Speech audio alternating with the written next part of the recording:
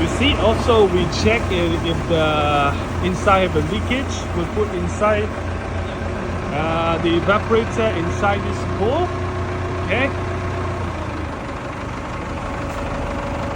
So we check. Okay.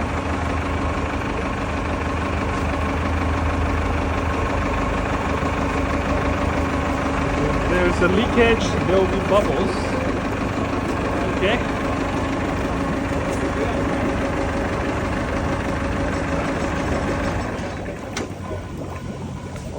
Okay.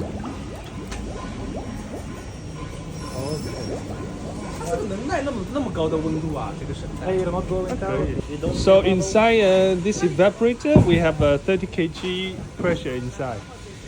We remained it here 10 minutes, no bubbles, then it's good.